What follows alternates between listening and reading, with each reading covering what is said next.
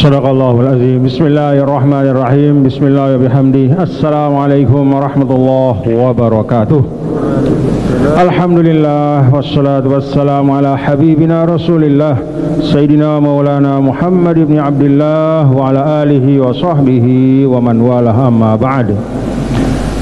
قال الله تعالى في كتابه الكريم وهو أصدق القائلين: أعوذ بالله من الشيطان الرجيم بسم الله الرحمن الرحيم ولا تأكلوا أموالكم بينكم بالباطل وتدلوا بها إلى الحكام لتأكلوا فريقا من أموال الناس بالإثم وأنتم تعلمون. صدق الله العظيم. Bapak-bapak dan saudara sekalian, alhamdulillah. Pertama, bersyukur pada hari ini tanggal 6 Dzulqa'dah. Kita bersama dapat menyambung majelis kita di Masjid Hubbul Watan. Saya mengawali majelis kita pada siang hari ini dengan mengajak untuk niatul i'tikaf, ya. Mungkin ada yang belum berniat i'tikaf, ikuti yang saya sampaikan. Bismillahirrahmanirrahim. Nawaitul i'tikaf fi hadzal masjid ma dumtu fihi lillahi ta'ala. Saya berniat i'tikaf di masjid ini selama saya di dalamnya untuk mencari ridha Allah Subhanahu wa ta'ala. Alhamdulillah, bapak-bapak dan saudara-saudara, kita dapat melanjutkan pengajian tafsir kita pada siang hari ini. Pengajian kita ayat 188 dari suratul Baqarah. Tadi sudah kita baca bersama. Mudah-mudahan satu ayat yang kita baca ini, semua bacaan kita mendapat pahala dari Allah Subhanahu wa ta'ala.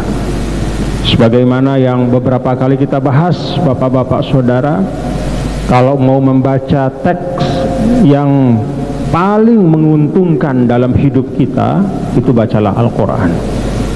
Karena hanya Al-Quran yang muta'abbadun bitilawati, yang sekedar membacanya itu sudah ibadah, ya. Kalau yang lain-lain itu belum terhitung sebagai ibadah, ya.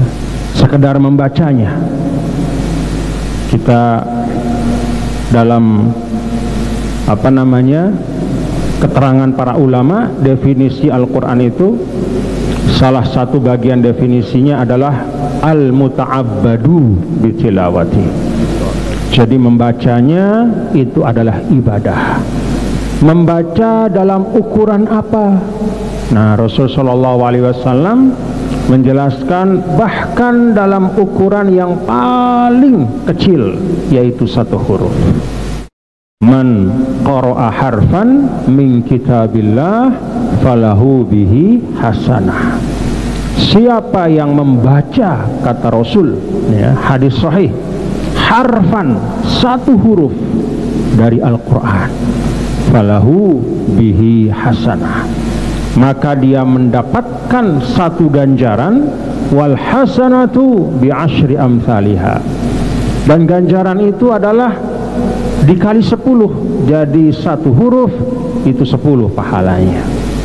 Tadi pada waktu membaca ayat wala ta'kulu amwalakum bainakum bil batil, saya iseng-iseng hitung huruf dari ayat ini.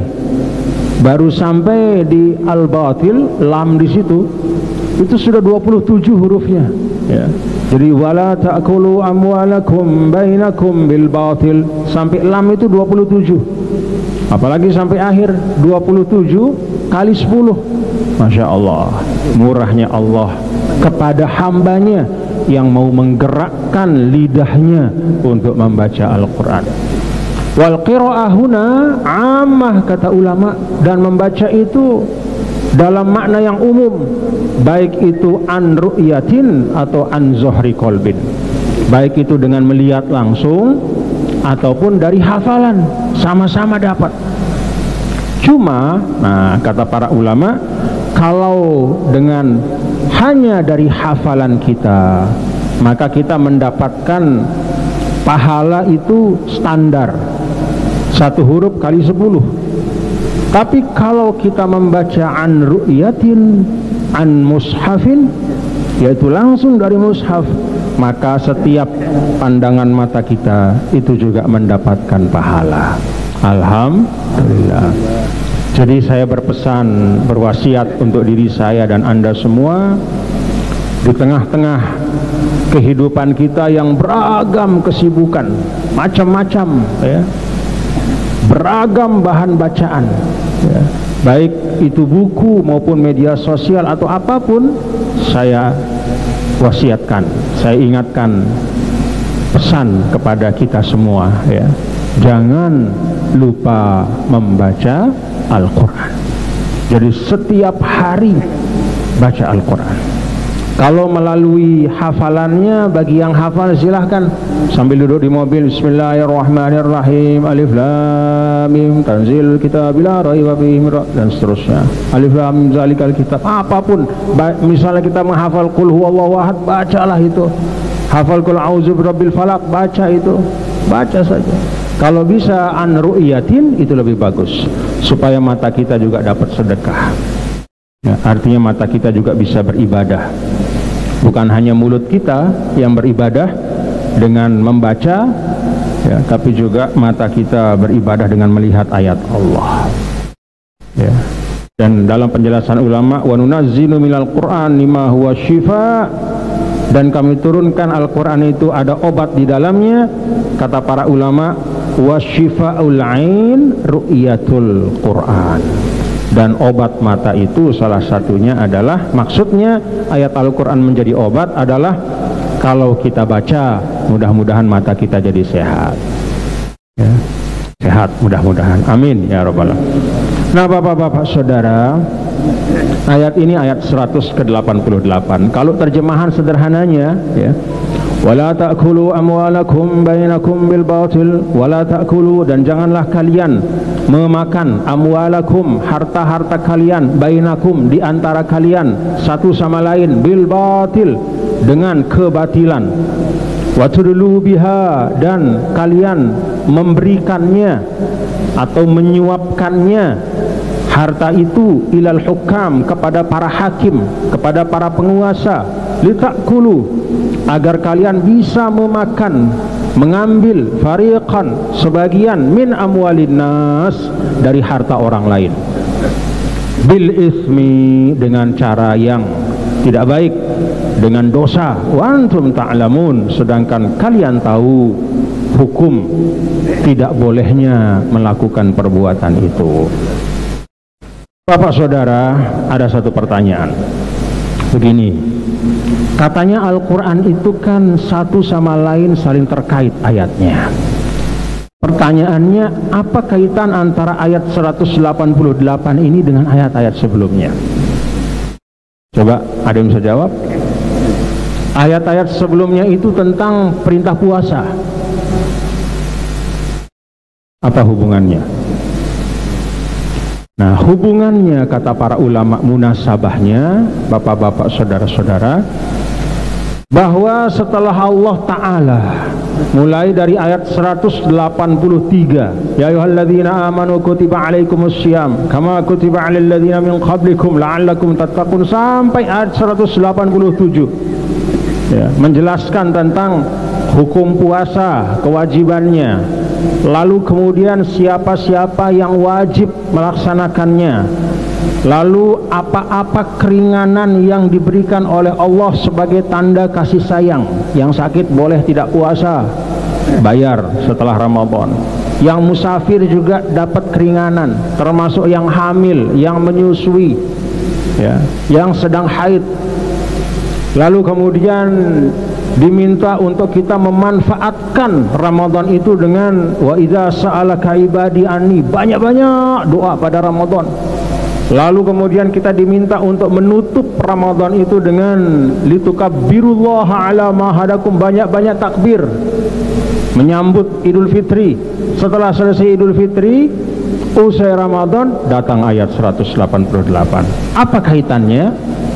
Kata para ulama, salah satu kaitannya adalah ayat 188 ini adalah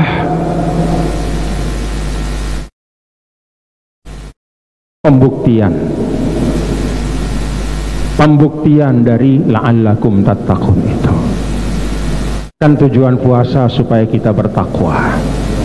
Salah satu batu uji ketakwaan itu yang paling berat dalam kehidupan adalah hal ihwal yang terkait dengan harta.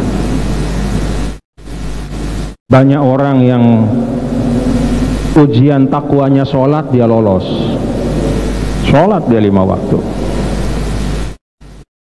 Ujian takwanya adalah zikir kepada Allah, ya zikir dia. Tapi begitu ujian takwanya adalah pada harta, gagal, tidak lulus. Maka di sini ayat 188 ini Allah Ta'ala mengingatkan kita bahwa puasa yang kita lakukan 1 bulan itu harus bisa menjadi energi untuk bisa melewati ujian, termasuk di dalam masalah harta. Nah, ujian di dalam masalah harta itu apa? Sederhana sekali. Aklul mal bil batil, yaitu ujiannya sederhana, yaitu dalam hal transaksi keuangan. Bagaimana kita mendapatkan rezeki, bagaimana kita bertransaksi jual beli dengan orang, bagaimana kita mengkonsumsi sesuatu makanan atau minuman. Nah, di sini dijelaskan. Maka orang yang bertakwa itu, ya, sederhananya adalah yang bisa menjalankan pesan dari ayat 188. Wala ta'kulu amwalakum bainakum bil batil, janganlah kalian memakan sebagian harta satu sama lain memakan harta kalian bil batil, dengan cara yang batil. Apa cara yang batil itu? Pertama, cara yang batil itu, memakan harta yang batil, maksudnya adalah, ya, apabila proses antara satu orang dengan orang lain itu mengandung sesuatu zat yang haram. Contohnya apa? Jual beli barang yang najis, yang diharamkan oleh Allah. Misalnya membeli khamr, itu termasuk batil. Tapi kan jual beli, saya punya uang, dia punya khamr, harganya 10.000, saya beli, saya kasih dia 10.000, kan akadnya sah. Iya, akadnya sah, tapi di situ ada ainun muharram, yaitu zat yang diharamkan. Jadi kalau mengandung sesuatu yang diperjualbelikan itu mengandung sesuatu, ada zat yang diharamkan, atau dia mengandung sesuatu yang prakteknya tidak boleh, ada tafadul ribawi, ada unsur riba. Misalnya, Pak, saya pinjam uang 1 juta. Oh ya, boleh nih, saya kasih kamu pinjaman. Nah, pinjaman itu kan boleh, al-qard boleh, tapi kembalikan nanti 1.200.000 ya. Nah, lalu yang minjam itu mengatakan, siap, saya balikin 2 bulan lagi 1.200.000. Walaupun di sini ada ijab qabul, ya, tapi ada tafadul ribawi. Di sini mengandung transaksi yang riba, pinjaman yang pengembaliannya itu lebih besar daripada pokoknya. Nah, ini termasuk aklun mal bil batil, walaupun sama-sama redo. Jadi ukurannya bukan sekedar saling redo saja, tetapi dilihat keseluruhan dari transaksi itu. Kalau dia mengandung zat yang diharamkan nggak boleh. Kalau dia mengandung satu sifat, ya, termasuk tadi sifat riba, maka juga tidak boleh. Demikian pula yang tidak boleh itu kalau memang mengambil itu adalah bukan berdasarkan keredaan. Termasuk di dalamnya itu as-sariqah, mencuri. Ada an-nahab, merampok. Apa beda antara mencuri dengan merampok? Kalau mencuri itu biasanya itu diam-diam. Kalau merampok itu biasanya bil ikrah, ada faktor kekerasan. Jadi mencuri dengan kekerasan itu namanya merampok biasanya, ya. Tapi sama saja, tidak ada keredoan di situ. Ada juga al-gishu, menipu. Seperti Nabi pergi ke pasar Madinah, lalu menanyakan, ini apa yang kamu jual? Oh, saya jual gandum. Oh, bagus sekali, kata Nabi. Lalu Nabi masukkan tangannya, ternyata gandumnya dalamnya basah. Kata Nabi, kok yang basah ditaruh di bawah? Maaf ya Rasulullah, semalam hujan. Kalau memang hujan, pisahin atau taruh di atas supaya orang tahu bahwa beratnya ini ada air di situ. Kata Nabi, man ghasyana falaysa minna. Siapa yang jual belinya pakai tipu menipu, itu berarti tidak menjalankan aturan kita. Itu termasuk gak boleh, ya. Jadi ada unsur tipu menipu. Lalu kemudian termasuk juga aklul mal bil batil, itu adalah misalnya, ya, istijar tetapi biduni daf'il ujrah. Nyawa orang kerja, misalnya, tolong perbaiki nih Pak mobil saya. Begitu selesai diperbaiki mobilnya, tidak dibayar orang. Kerja di kebun, sehari dijanjikan 50.000, ternyata tidak dibayar. Itu termasuk dia telah memakan, ya, memakan hak orang. Apa hak orang? Yang semula dia bayar, dia tidak bayar. Itu dia memakan hak orang. Termasuk sebaliknya, orang yang disewa untuk mengerjakan sesuatu tapi dia tidak kerjakan dengan baik, tapi upah dia ambil, itu juga mengambil harta orang dengan jalan yang batil, yaitu orang yang mempekerjakan. Jadi dalam ungkapan yang sederhana di sini, wala ta'kulu amwalakum bainakum bil batil, itu ternyata mencakup segala sesuatu, transaksi-transaksi dan hubungan, ya, yang menyangkut harta di antara manusia yang tidak diridhoi oleh Allah. Jauhi itu, jauhi. Lalu ditambahkan di sini, wa tudlu biha ilal hukam litakulu fariqam min amwalin nasi bil ism wa antum ta'lamun. Ditambahkan oleh Allah Subhanahu wa taala suatu praktik yang terjadi sejak zaman dulu sampai zaman sekarang. Mungkin akan terjadi juga pada zaman-zaman yang akan datang, di mana seseorang berusaha untuk menyuap kepada hakim agar dia bisa memakan atau mengambil yang bukan haknya dia.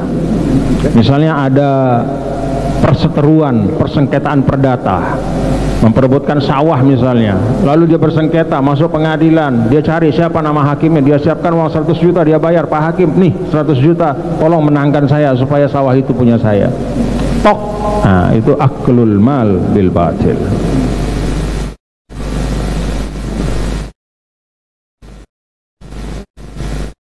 Ini disebutkan dalam Al-Quran secara khusus sebagai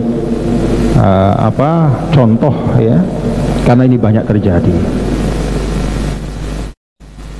Pada masa Rasulullah SAW sendiri pernah Nabi didatangi oleh orang yang bersengketa, lalu yang zolim itu alhana bihujjatihi, dia lebih pintar ngomong, pokoknya lebih meyakinkan. Mungkin dia sudah belajar, kalau ilmu sekarang namanya public speaking, itu dia udah belajar. Nabi percaya, meyakinkan omongannya. Sedangkan yang dizolim ini tidak bisa ngomong, dia tidak pintar berucap, dia lebih banyak diam. Akhirnya Nabi kemudian memutuskan, oh ini punya dia. Belum lama jalan orang itu, tidak jauh dari majelis Nabi, turun malaikat Jibril mengingatkan Rasulullah SAW. Ya Rasulullah, intinya orang yang tadi engkau berikan itu sebenarnya dia yang zolim, itu bukan miliknya. Maka Nabi SAW kemudian langsung mengatakan, siapa saja yang aku memberikan keputusan untuk kepentingan dia padahal dia tidak berhak, maka apa yang saya berikan itu sebenarnya adalah sepotong api neraka jahanam. Artinya apa bapak-bapak saudara? Bahwa yang namanya hak itu ya tetap hak, tidak bisa dirubah oleh satu keputusan ya, sesuai dengan kenyataannya. Walaupun keputusan itu secara lahiriah, kita misalnya di dunia ini bersengketa, lalu kita menang, padahal itu zolim kita. Yang namanya zolim itu tidak bisa berubah menjadi tidak zolim karena keputusan hakim, dia tetap zolim di mata Allah. Jadi kalau kita tetap membawa itu, padahal itu adalah kezoliman dengan alasan kan saya menang, iya, tapi ingat, keputusan dari hakim terhadap yang zolim, yang batil, tidak akan merubah yang batil itu menjadi hak di mata Allah. Menang-menang aran doang kalau bahasa Sasak. Ya menangnya menang di dunia saja. Dan berapa lama dunia? Kan tidak lama ya bapak-bapak ya, tidak lama. Jadi ya tidak usah lah, tidak usah. Nah ini pengingat untuk kita semua. Siapa saja yang punya kekuasaan, kewenangan, hati-hati. Dalam Islam itu jangan sampai yang hak jadi batil, yang batil jadi hak. Jangan sampai yang seharusnya mendapatkan haknya tiba-tiba terampas karena rekayasa. Ada ungkapan ulama, haddun yuqamu fil ard khairun min matorin arba'ina sobahan. Suatu hukum kalau ditegakkan di suatu tempat, maka itu lebih baik bagi tempat itu dibanding hujan terus-menerus selama 40 hari. Maksudnya apa? Kalau hujan 40 hari itu turun, maka tanah yang subur, tumbuhlah tanaman-tanaman. Tapi kalau hukum keadilan itu ditegakkan, bukan hanya tanah yang subur, tapi hati manusia akan tenang.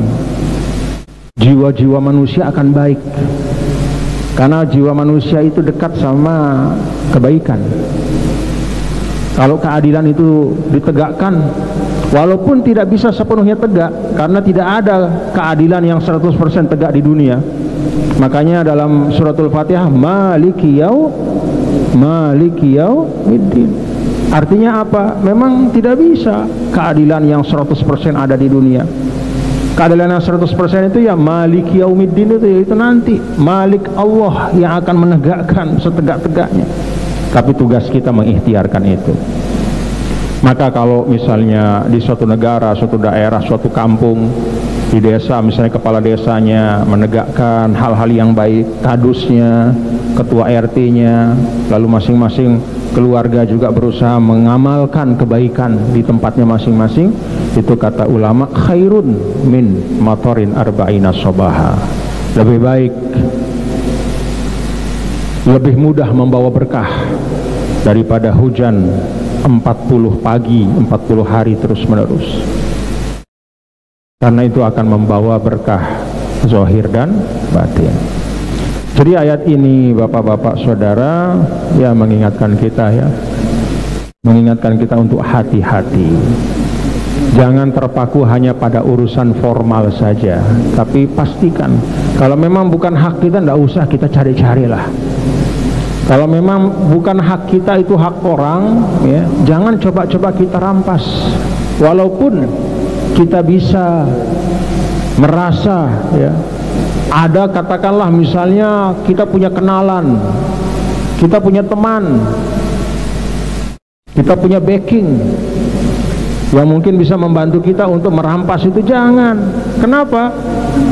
Kalaupun kita dapatkan, itu seperti kita membooking, ya, membooking. Kita mesen seperti kita mesen online itu. Apa yang kita pesan? Potongan api neraka. Innalillahi wa jangan. Jadi bapak-bapak saudara, inilah satu dari 3 hal yang dipesankan oleh Nabi kita, Nabi besar Muhammad sallallahu alaihi wasallam pada saat Hajjatul Wada. Al muslim alal muslim haramun damuhu wa maluhu wa irduhu. Di antara kita jagalah nyawa, darah, yang kedua harta, dan yang ketiga kehormatan. Jangan menumpahkan darah orang, apalagi meninggal sekedar menumpahkan setetes saja. Itu kalau kata dalam riwayat, laqatratu dami mu'minin ahabbu ilallah minad dunya wa ma fiha. Setetes darah orang beriman tumpah itu lebih Allah pentingkan. Setetes darah itu lebih Allah cintai daripada dunia sama segala isinya. Apalagi darah yang ditumpahkan itu sebaskom misalnya, atau nyawa orang dia hilangkan. Jauh-jauh lah. Damuhu wa maluhu, harta, ya ini ya sudah, jangan.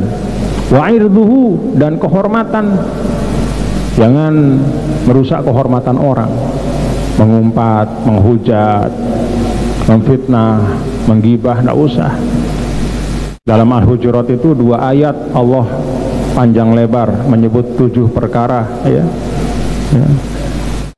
Dari mulai su'uzon, kemudian layas as-sukhriyah, layas hor qaumun min qaumin, at-tanabuz bil alqab, al-lamzu, ya. Tanabuz bil alqab, al-lamzu, kemudian al-ghibah, itu ada 7 kalau tidak salah. Itu semua menyangkut kehormatan. Jadi jaga kehormatan masing-masing dan jangan merusak, ya, kehormatan orang.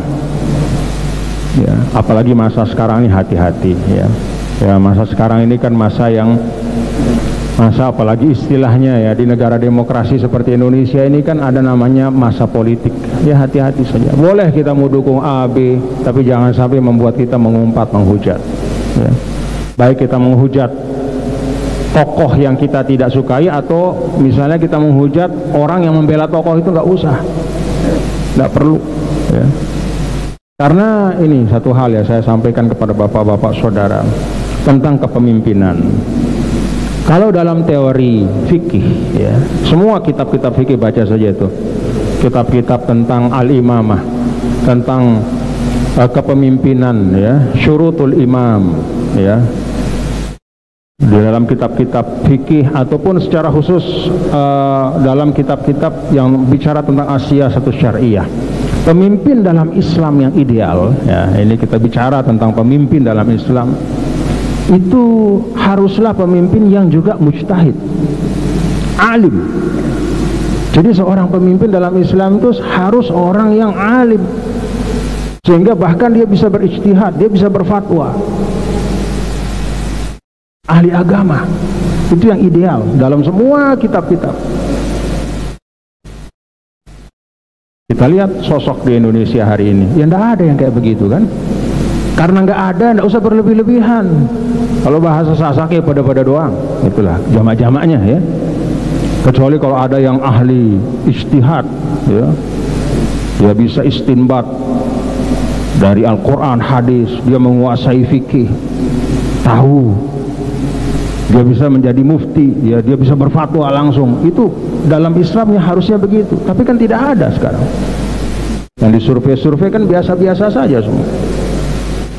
Ya, kalau kita gampang-gampang sebut para capres yang kan sama semua. Tidak ada yang ahlul ijtihad, tidak ada yang ahlul ilm dalam arti yang dimaksudkan oleh para ulama kita. Karena tidak ada, maka jangan berlebihan. Ya, biasa-biasa sajalah, tidak perlu terlalu fanatik, ya. Masing-masing ada kurang lebihnya. Dan memang mencari pemimpin itu bukan mencari rasul. Kalau mencari rasul itu ukurannya apa? Al-ismah, tidak ada dosanya. Tapi kalau mencari pemimpin yang aqrabuhum ilal maslahah, yaitu yang paling bisa kita harapkan, mudah-mudahan bisa mewujudkan maslahat, tapi tidak sempurna dia. Karena dia tidak sempurna, kita tidak boleh alergi. Kalau misalnya calon pemimpin yang kita dukung dikritik misalnya, ya. Atau bahkan pemimpin yang sedang menjabat misalnya, baik dari bupati, gubernur, wali kota, presiden, tidak boleh alergi dikritik, ya. Karena memang dia bukan seorang yang maksum, ya. Ada kurang lebihnya. Tetapi satu hal tentang mengkritik pemimpin dalam Islam, Ahlus Sunnah wal Jamaah secara khusus, ya. Ini saya bicara Ahlus Sunnah wal Jamaah, saya tidak bicara tentang Syiah, apalagi Khawarij, ya. Kalau Ahlus Sunnah wal Jamaah tentang menasihati pemimpin, itu semua sepakat, ijma' ulama Ahlus Sunnah wal Jamaah bahwa menasihati pemimpin tidak sama dengan menasihati orang biasa. Menasihati pemimpin itu dengan mendatanginya, menasihatinya secara langsung. Al-ikhtila bihi, khuz biyadihi wa kalimhu mubasyaratan. Pegang tangannya, bicara langsung.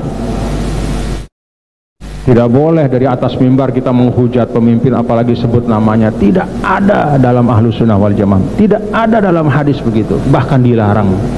Kenapa? Mafsadahnya lebih besar daripada maslahatnya. Siapa yang membolehkan mengumpat pemimpin dari mimbar? Itu bukan Ahlus Sunnah wal Jamaah, itu Khawarij. Yang pada masa Imam Ali mereka pemberontak, mengkafirkan Imam Ali sampai kemudian dibunuh. Itulah mereka yang menghalalkan mengumpat pemimpin dari mimbar, menghujat, apalagi namanya disebut. Itu Khawarij, bukan Ahlus Sunnah. Siapa saja misalnya ulama mengaku Ahlus Sunnah tapi mengumpat pemimpin dari atas mimbar, apalagi menghujat, pakai kata-kata yang kasar, menyebut nama, itu Khawarij, bukan Ahlus Sunnah wal Jamaah. Termasuk itu mirip dengan Syiah, karena Syiah lah yang membolehkan untuk inqilab ala sultan, untuk revolusi menggulingkan dengan kekerasan. Itu Syiah, bukan Ahlus Sunnah. Ini saya sampaikan supaya jangan kita mengaku Ahlus Sunnah tapi kerjaan kita Khawarij. Jangan kita mengaku Ahlus Sunnah, benci Syiah, tapi perilaku politik kita seperti orang Syiah. Hati-hati. Ini kalam bil ilm, ya. Ini kita bicara ilmu, bukan bicara hawa nafsu, ya. Kalau bicara hawa nafsu ya masing-masing lah, tapi kita bicara ilmu. Silahkan baca semua kitab hadis, as-sihah, al-masanid, as-sunan, ziyadat, dan semua macam kitab-kitab sahihnya, sunannya, musnadnya, semua kitab hadis yang memuat jutaan hadis Nabi, cari di situ. Ada tidak Rasulullah SAW mengajarkan untuk amar ma'ruf nahi mungkar kepada pemimpin dengan cara yang kasar, dengan mengumpat di atas mimbar? Satu pun tidak akan kita jumpai. Karena itu ijma' ulama Ahlus Sunnah wal Jamaah bahwa nahi mungkar, ya, amar ma'ruf nahi mungkar kepada pemimpin itu beda caranya dibanding dengan yang biasa-biasa. Kenapa? Karena memang pemimpin itu ada kekhususannya di dalam pandangan Ahlus Sunnah wal Jamaah. Karena itu, bapak-bapak, saudara-saudara, menghadapi yang akan datang, jangan berlebihan lah, ya. Boleh beda-beda aspirasi, mau capres ini, capres itu, silahkan saja. Kan tidak ada juga ahli ijtihad di situ. Jadi pada doang istilahnya. Kalau dari sisi agama, ya, ini sama, setara. Silahkan, kalau sudah sama silahkan, mana mau dipilih. Saya punya pilihan, Anda punya pilihan, mungkin beda, mungkin sama, silahkan. Tapi jangan kemudian saling hujat, baik menghujat calon yang kita tidak sukai atau menghujat orang yang memilih calon yang tidak kita sukai. Jangan. Itu bukan ajaran Islam, ya. Jadi ini saja, ya, satu ilustrasi saja. Kan bapak-bapak saudara tahu, ya, dalam Islam itu ada mazhab-mazhab fikih yang satu sama lain itu banyak perbedaannya, ya. Misalnya sederhananya, kalau mazhab Syafi'i al-mas wal mamsus yabtulu wudu'uhuma, nyentuh dan disentuh kalau perempuan ya ajnabiyah, maka batal wudunya. Mau nyentuh mau disentuh. Misalnya saya di rumah, tiba-tiba istri saya lewat, tak kesentuh. Saya tidak menyentuh, tapi saya tersentuh. Saya mamsus. Menurut pendapat yang rojih mazhab Syafi'i, ya saya batal walaupun tidak sengaja menyentuh. Mazhab Maliki tidak batal. Mazhab Hanafi tidak batal juga. Mazhab Hambali tidak batal. Ya sudah, masing-masing. Ketika masuk ke Masjidil Haram misalnya sholat, tidak ada pemeriksaan.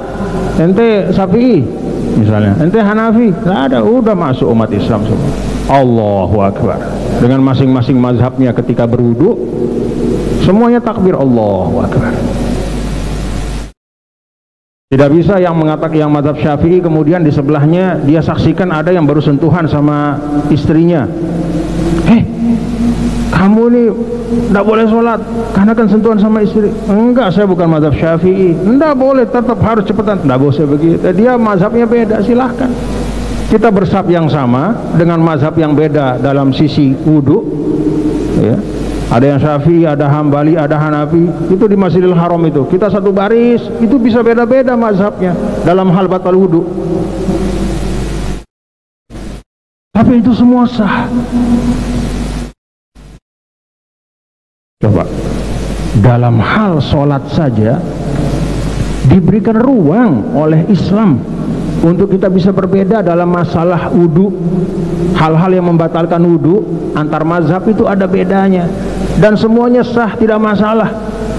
Kok dalam ibadah kita bisa saling berlapang dada, tidak marah-marahan? Kok dalam politik kita ngamuk-ngamukan?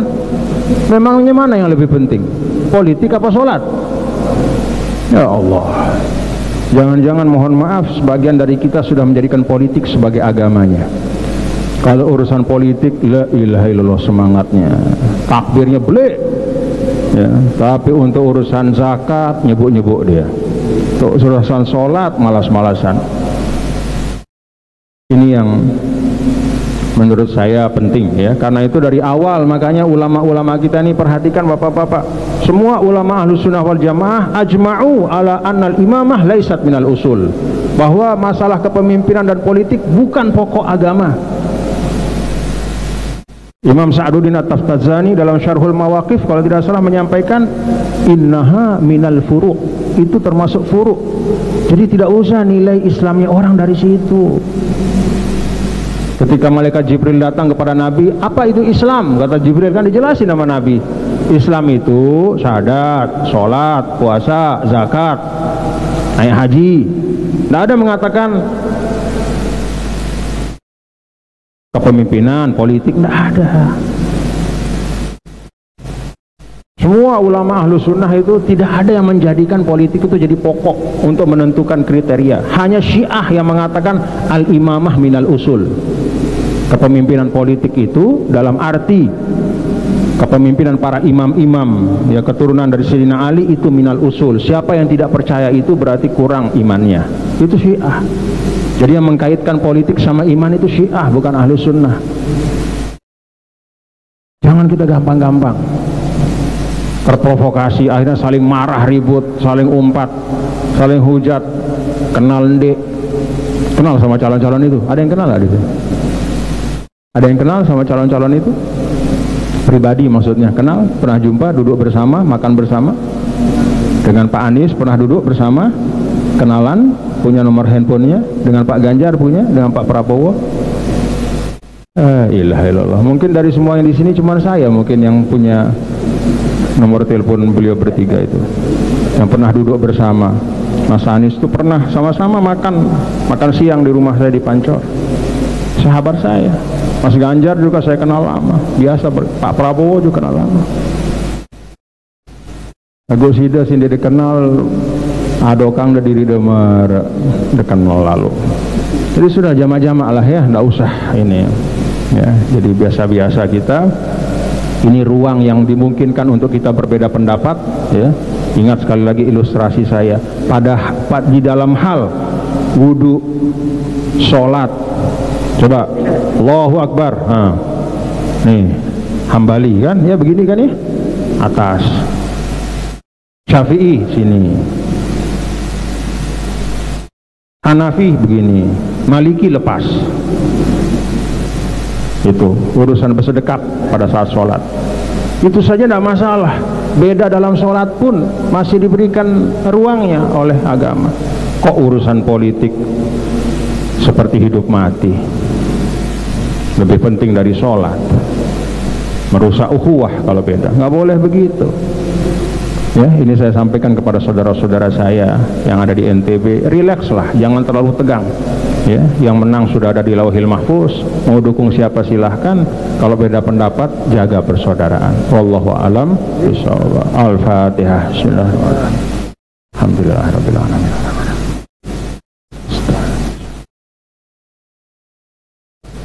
Rabbana taqabbal minna innaka antas samiul alim wa tub alaina innaka antat tawwabur rahim. Sallallahu alaihi wasallam ala sayyidina maulana Muhammad walhamdulillahirabbil alamin. Assalamualaikum warahmatullahi wabarakatuh. Waalaikumsalam warahmatullahi wabarakatuh.